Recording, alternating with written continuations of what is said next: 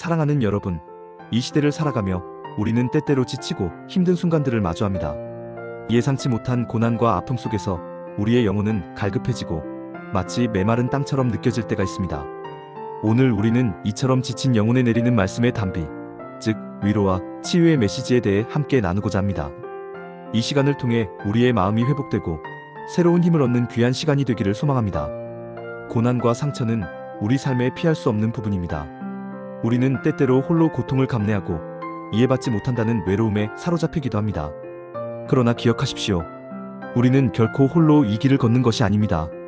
우리의 아픔을 이해하고 우리를 위로하며 우리를 치유하시는 분이 계십니다. 임진영 목사님은 상처받은 마음을 가진 이들에게 위로와 치유를 전하시면서 자신의 경험을 통해 얻은 공감 능력을 강조하셨습니다. 고난은 단순히 우리를 넘어뜨리는 것이 아니라 오히려 우리를 더 깊이 성숙하게 하고 타인의 아픔에 공감할 수 있는 마음을 선물한다는 것을 일깨워줍니다.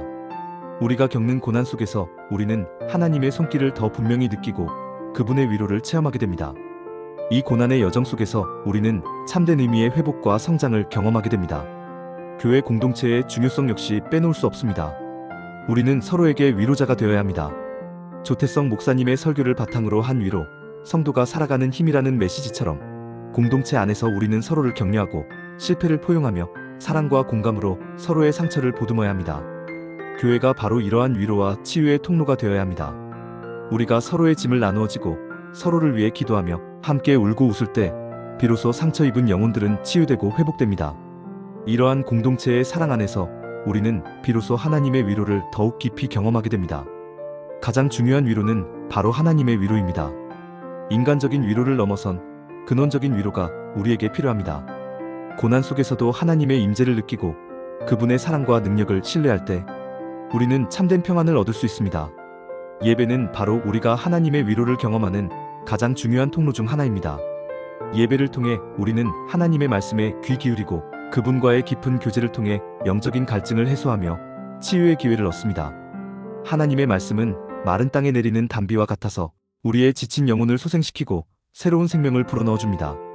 성경 속에는 고난 속에서 하나님의 위로를 경험한 수많은 인물들의 이야기가 담겨 있습니다. 크리스토퍼 라이트의 회복하시는 하나님이라는 책은 아브라함, 룻과 나오미, 엘리야, 코엘렛, 예레미야, 바룩, 베드로 등 성경 속 7인의 이야기를 통해 우리에게 위로와 희망의 메시지를 전달합니다. 이들은 각기 다른 고난을 겪었지만 공통적으로 하나님의 은혜와 위로를 통해 회복의 길을 걸었습니다. 아브라함은 갈 바를 알지 못하는 상황 속에서도 하나님의 약속을 믿음으로 붙들었고, 룻과 나오미는 절망적인 상황 속에서도 서로를 의지하며 새로운 삶을 개척했습니다. 엘리야는 극심한 영적 침체 속에서도 하나님의 세미한 음성을 통해 위로를 받았고, 코엘렛은 인생의 허무함 속에서도 하나님을 경외하는 것이 지혜의 근본임을 깨달았습니다. 예레미야와 바룩은 민족의 고통 속에서도 하나님의 말씀을 선포하며 희망을 잃지 않았고, 베드로는 자신의 실패에도 불구하고 부활하신 예수님을 통해 다시 일어섰습니다. 이들의 이야기는 현재 어려움을 겪는 우리에게 나도 저들처럼 회복될 수 있다는 희망과 용기를 줍니다. 하나님의 위로는 특정한 상황에 국한되지 않습니다. 시편 23편 1-4절은 여호와는 나의 목자시니 내게 부족함이 없으리로다. 그가 나를 푸른 풀밭에 누이시며 쉴만한 물가로 인도하시는도다. 내 영혼을 소생시키시고 자기 이름을 위하여 의의 길로 인도하시는도다. 내가 사망의 음침한 골짜기로 다닐지라도 해를 두려워하지 않을 것은 주께서 나와 함께 하심이라. 주의 지팡이와 막대기가 나를 안위하시나이다라고 노래하며 어떤 고난의 골짜기를 지날지라도 주님께서 우리와 함께 하시며 위로해 주심을 분명히 보여줍니다. 예수님께서도 마태복음 5장 4절에서 애통하는 자는 복이 있나니 그들이 위로를 받을 것이미요라고 말씀하시며 우리의 슬픔과 아픔을 외면하지 않으시고 오히려 위로를 약속하셨습니다. 또한 고린도후서 1장 3-4절은 찬송하리로다.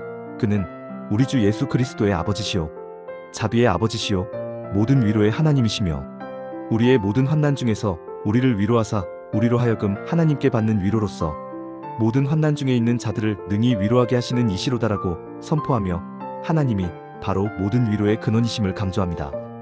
이처럼 성경은 우리에게 고난 속에서 하나님이 주시는 위로를 끊임없이 상기시켜줍니다. 그 위로는 단순한 감정적 동정이 아니라 우리의 존재, 깊숙한 곳까지 파고들어 상처를 치유하고 회복시키는 영적인 힘을 가지고 있습니다. 우리가 위로의 메시지를 전할 때 대상 시청자들이 어떤 어려움을 겪고 있는지 깊이 공감하고 이해하는 것이 매우 중요합니다. 추상적인 위로보다는 그들의 삶에 직접적으로 다가갈 수 있는 구체적인 예시와 진솔한 경험을 통해 메시지를 전달해야 합니다.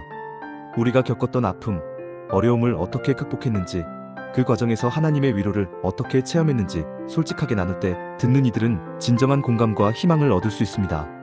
예를 들어 갑작스러운 질병으로 고통받는 이들에게는 육체적 고통뿐만 아니라 정신적인 고통과 미래에 대한 두려움까지도 어루만져 줄 필요가 있습니다. 그들에게 하나님께서 너의 아픔을 아신다. 그리고 그 아픔 속에서도 너와 함께 하신다는 메시지를 전달하며 성경 속 질병으로 고통받았으나 치유받은 인물들의 이야기를 통해 희망을 심어줄 수 있습니다. 또한 사랑하는 사람과의 이별로 슬픔에 잠긴 이들에게는 애통하는 마음을 인정하고 그 슬픔 속에서도 하나님의 따뜻한 위로가 있음을 알려주어야 합니다. 죽음 이후의 소망, 재회의 약속 등을 통해 영적인 위로를 제공하고 슬픔이 변하여 기쁨이 될 수 있음을 보여주어야 합니다. 경제적인 어려움으로 인해 좌절하고 있는 이들에게는 단순히 힘내세요라는 말보다는 하나님께서 우리의 모든 필요를 아시고 채우시며 고난 속에서도 지혜와 돌파구를 허락하신다는 믿음의 메시지를 전해야 합니다. 요셉의 이야기를 통해 노예와 죄수의 삶 속에서도 하나님의 동행하심으로 결국 애굽의 총리가 된 사례를 들려주며 절망 속에서도 소망을 잃지 않도록 격려해야 합니다. 인간관계의 갈등으로 힘들어하는 이들에게는 용서와 사랑의 메시지를 전달하며 우리가 서로를 이해하고 용납할 때 비로소 관계가 회복되고 평안을 얻을 수 있음을 강조해야 합니다. 예수님께서 원수까지도 사랑하라고 하신 말씀의 진정한 의미를 되새기며 용서가 가져다주는 치유의 힘을 보여주는 것도 좋습니다. 우리가 전하는 위로의 메시지는 단순히 감성적인 차원을 넘어 성경적 진리에 깊이 뿌리내려야 합니다. 고난에 대한 성경의 다양한 관점, 즉 고난이 우리의 믿음을 연단하고 하나님께 더 가까이 나아가게 하며 겸손을 가르치고 다른 이들을 위로할 수 있는 도구가 될 수 있다는 사실을 분명히 알려주어야 합니다. 또한 위로의 본질이 하나님과의 관계 속에서 온다는 점을 강조해야 합니다. 즉, 우리가 하나님 안에 거할 때 그분으로부터 오는 참된 위로를 경험할 수 있습니다. 이러한 깊이 있는 이해와 공감을 바탕으로 위로의 메시지를 전달할 때 우리의 비디오 스크립트는 단순한 정보 전달을 넘어 시청자들의 마음을 움직이고 그들의 삶에 실제적인 변화를 가져올 수 있는 강력한 도구가 될 것입니다.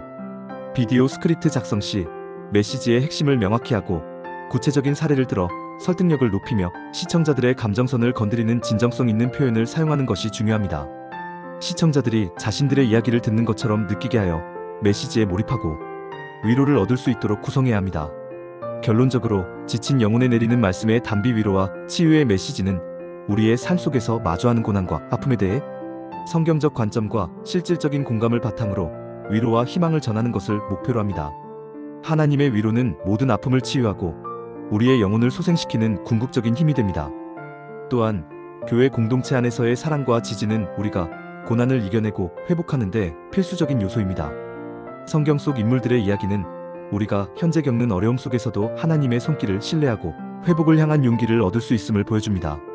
이 스크립트를 통해 많은 이들이 절망 속에서 소망을 발견하고 슬픔 속에서 기쁨을 찾으며 아픔 속에서 치유를 경험하기를 간절히 소망합니다.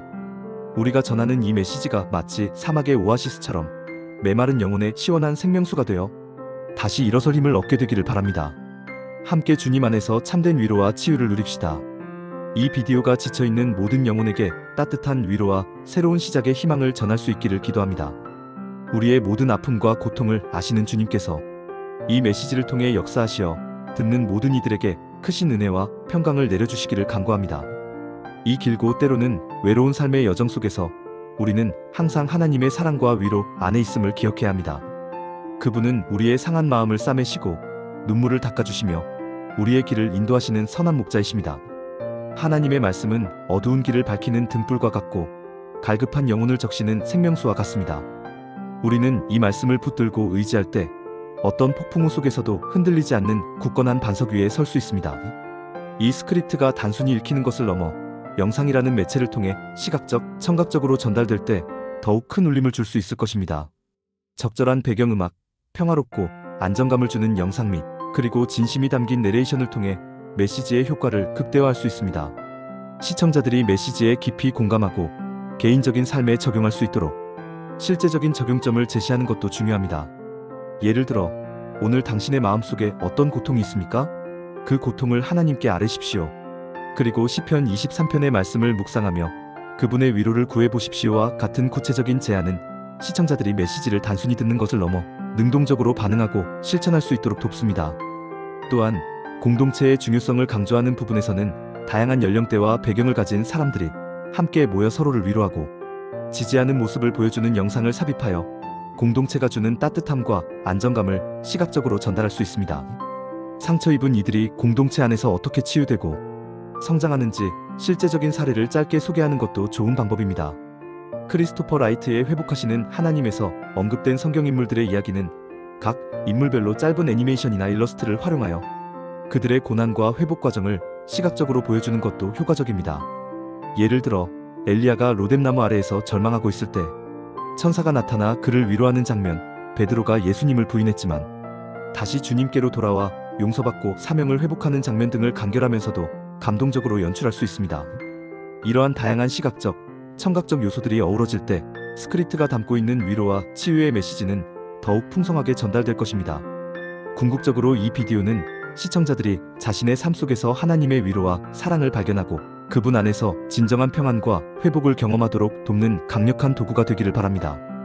우리가 이 메시지를 통해 단 한 사람이라도 진정한 위로를 얻고 다시 일어설 용기를 얻는다면 이 모든 수고는 의미 있는 결실을 맺는 것입니다. 주님의 이름으로 이 모든 일을 감당할 수 있기를 소망합니다. 우리가 서로를 사랑하고 서로의 짐을 함께 나누어질 때 이 세상은 더욱 밝고 희망찬 곳으로 변화될 것입니다. 이 메시지가 여러분의 삶에 깊은 위로와 회복의 은혜를 가져다 주기를 진심으로 축복합니다. 아멘.